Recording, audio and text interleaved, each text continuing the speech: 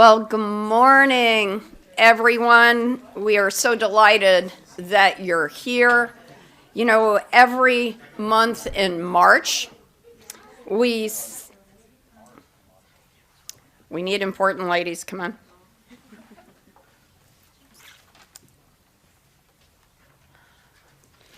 So every month in March, we recognize Women's History Month to celebrate the social, economic, cultural, and political progress that women have made across the globe.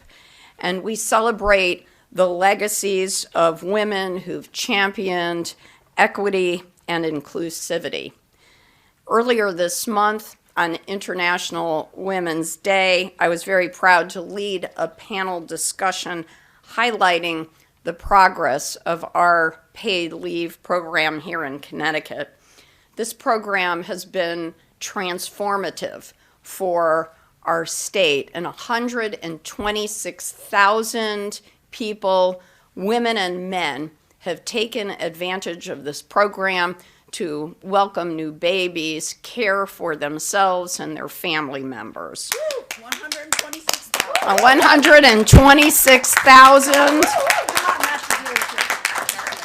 Yeah, that's an applause line. Thank you so much, Representative Hughes.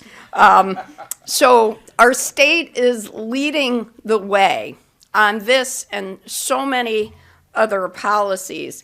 And it's this policy and program that has made Connecticut one of the best states for women in the country. And so we have this very long-standing tradition of leading the way when it comes to women, especially women workers. Before our paid leave program, in 2011, Connecticut became the very first state in the nation to require employers to provide employees with 40 hours of paid sick time a year. However, it was only a very small portion of employers that were covered by that law. And since that time, we've fallen behind. States and municipalities across the nation have followed our lead, but they've expanded the paid sick program, making it more inclusive and more accessible to workers. So now, more than 10 years after the passage of our first paid sick leave policy, we need to make some important changes. Connecticut's existing paid sick leave law only applies to certain service workers at employers who have more than 50 employees. But the law makes exemptions for certain industries like manufacturing and for industries that women tend to be overrepresented in, like domestic work. It exempts some fields where we're actively seeking new employees, like manufacturing. And data from our Bureau of Labor Statistics says that manufacturing employs only 29% of their employees who are women. So we need more women in that field, and by expanding our paid sick policy, we can get more women into important high-paying fields, and we can get more people of color in those fields as well. We know that women often take the role as caregiver, and we have a very limited description of who can use paid sick leave in our current law.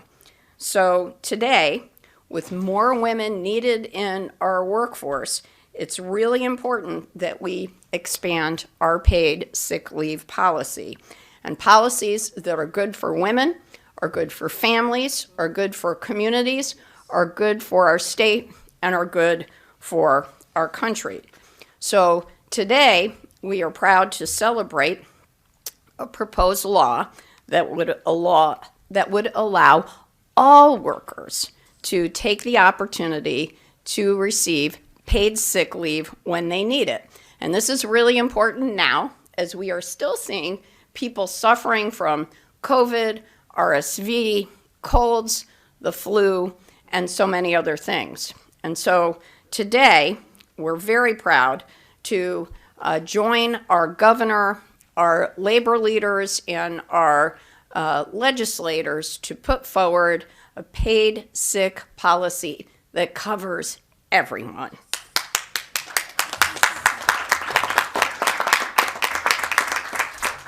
And there is no more powerful, fierce, and fearless champion of paid sick days that cover everyone than Senator Julie Kushner, who will speak next. Thank you, Lieutenant Governor. It is really an exciting time in Connecticut because we have this opportunity to really recognize the needs of working people. And we've done that so well over the last, well, at least the 6 years I've been here. I feel like we've made so many advances for workers. And as the Lieutenant Governor spoke to the paid family medical leave program and the governor who led and supported us on this issue, it's been tremendous for people. But there is still that emptiness that we have when someone experiences a mild sickness, like the flu, which doesn't feel mild at the time, but it's not covered by paid family medical leave. That's reserved for serious illnesses. And so we need to fix this. It's a hole in the way that we're treating workers in our state. We know that when someone gets sick in your family, you yourself, it's a bad idea to go to work. It's a bad idea to send your kid to school. How many times have we seen a parent have to send their kid to school sick because they couldn't afford to stay home with the kid? And what happens? Everybody in the class gets sick. Everybody in the school gets sick. It's bad public policy to put workers in a situation where they have to choose between paying their rent and staying home with a sick child. So we're going to fix that this session. I feel confident. There are bills in the House and the Senate, the governor's bill. We're all determined. And the thing that we're so united on that makes me really excited is that we recognize that every worker deserves an opportunity to stay home when they are sick or when their loved one is sick. And so I'm very excited that we're having this press conference today. I thank the governor for being here and for promoting this issue, because I know this is the year we're going to get it done, and Connecticut's going to take care of all workers when they're sick, and that's something we can be very proud of. Senator Kushner, thank you so much for your leadership. It's my pleasure to introduce the co-chair of the Labor Committee, State Representative Manny Sanchez.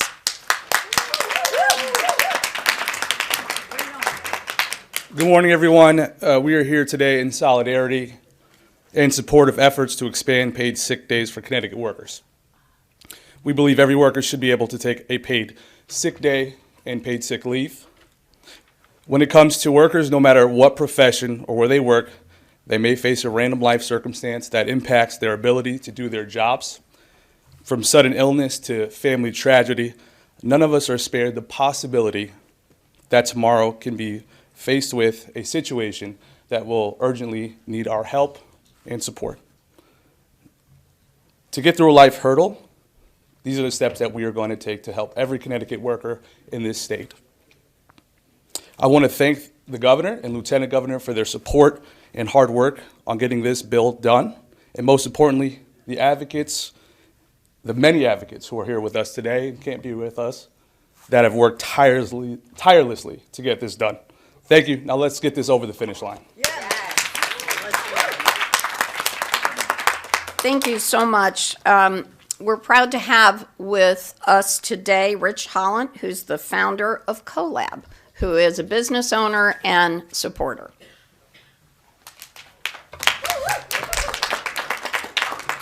Hi, folks. I'm going to keep this short because the folks that are standing behind me are sitting on the details of what this legislation entails, and I'm speaking about it kind of broadly today. But most importantly, I'm taking a look at the lineup that's behind me, and it is predominantly women. And I'd like to make a point about that. I work in an industry that's primarily led by women. It's a female-dominated design business. And we have offered at our firm for the past 30 years paid sick leave, paid maternity and paternity leave, flexible schedules. We do that because we listen to the folks who work with us, and they share with us the reality of what goes on in homes around this country, and in particularly in the state. And we stand for the recognition that if we're going to do good work, we have to take care of our workers. And if we're going to take care of our workers, it doesn't stop at the desk, it extends into the home. And so for us, paid sick leave is a mandatory thing. And recognizing that that women carry the brunt of illness in the family, whether it's short-term or long-term, and the effects that has on careers, and the effect that has on our own productivity as an organization. And I also want to make a point really quickly that there was a point that we were offering this stuff, and we recognized that it created a competitive advantage for us in state, but that has shifted. It goes beyond in-state. From folks that we've been recruiting lately, we recognize that the competition isn't between us and other organizations in our state. It's between us and New York. It's between us and Boston. And if we're going to compete in those spaces, we have to maintain a standard that's above what those other spaces are providing. And we could do that as a unified front here. And lastly, I also want to thank the great work that's been taking place thus far, including what I've heard recently is a redefinition of what family means, and that it extends into how we know communities actually functioning, the communities that we support and that we love. Thank you.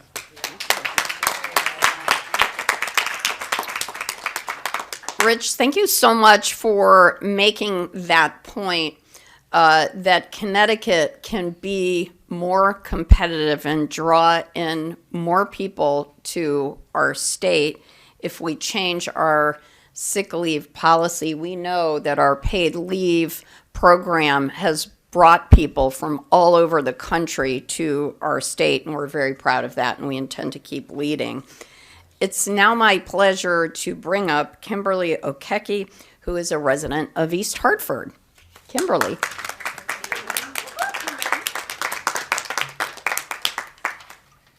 Good morning.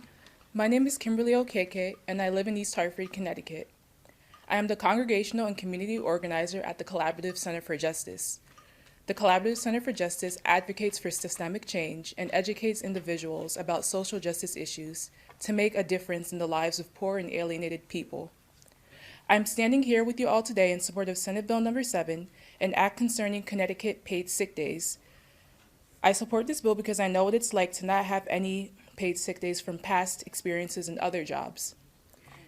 During March 2021, I had a series of stomach pains that I brushed off due to not having access to paid sick days. On April 1st, 2021, I remember waking up to an intense and overwhelming sensation in my lower abdomen. Throughout that morning, the pain gradually increased. I could barely walk out of bed without the rounds of sharp discomfort reminding me to stay put. That morning, after a series of x-rays and medical inspections at the emergency room, I was diagnosed with adult intussusception of the colon, the cause unknown. After being diagnosed, I had to get emergency surgery immediately. Fortunately, my surgery had gone well, but I had to take a month off to heal properly. Missing a month not only meant I had to figure out how to catch up on my classes and whether I would graduate in May on time, but it also meant I had to figure out my finances for a good chunk of time. At the time, I was 21 years old, and I worked 3 part-time jobs to help pay for school resources and other utilities. I was also helping my single mother out as best as I could with some bills and other outstanding finances. Not having a source of income for over a month added heavily to the academic and emotional stress I was going through after surgery. I felt stuck, confused as how I would be able to move forward despite these obstacles, and I had an overwhelming sense of guilt that I could not help my mom out for a good period of time. Although I was able to get through that trial of my life, I will never forget the way financial stress weighed in on me as I tried to figure out what next. In conclusion, I support this bill because I believe it will help to alleviate the anxiety of not being able to provide for yourself or your family while you heal. Everyone deserves to heal thoroughly without worrying about how they will manage their finances on the back burner. Thank you. Thank you, Kimberly. Good job. Well done. Kimberly, thank you so much for telling your story. I'm going to bring Senator Kushner back up, and she's going to recognize all of our legislative colleagues that have joined us today. Thank you, Lieutenant Governor. First, I want to recognize our Vice Chair of the Labor Committee, Darrell Wilson, and members of the Labor Committee. I think it's the best committee in the legislature. Senator Matt Lesser, Representative Kai Belton, Representative Ann Hughes, and Representative Kate Farrar, who's an honorary member of the Labor Committee. Thank you. Thank you so much. And it's now my pleasure to introduce our governor, Ned Lamont. But this day has been a long time coming. I'd like to recognize one other former legislator, Chris Donovan over there. Just turned 70, by the way. I know the feeling. Been working on this for an awful long time, Chris, and you and I have been jawboning about this for a while. And this is why it's about time that Connecticut catch up. We were one of the very first states in the country to have paid sick days for bigger companies. And I think as these people over here are reminding us every day, we have a lot of domestic workers and servers and caregivers who are sort of often on their own taking care of people, often in their homes. And you don't want them feeling like they have to go into that setting ill just so they can take care of, pay the bills. I think that's what you heard from Kim. That's what this is all about. It's been a while coming. I got to tell you, with Manny and Julie and the team behind us, this is the year we're going to get this over the finish line. And as Rich said, like I can tell you as a business person as well, this is the right thing to do. It's the right thing to do for taking care of the people who are doing the work, in our communities. And it also sends a message. This is the type of state where we welcome you, we respect workers, respect what they have to do, the choices they have to make in terms of their families. Let's get it done.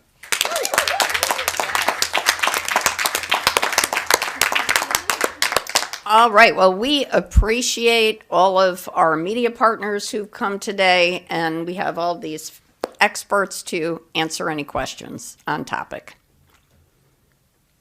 How's the bill work? Does the company provide all of it? Is it employee contributed? This bill, paid sick days, will be coming from the company. The employer will pay the paid sick days as they do in every other state where they have this legislation. And while you're here, there was a press conference yesterday about small businesses trying to get a consortium because the premiums for healthcare are too high in the state. They're losing talent because of that. What do you say to them if they have to do this too?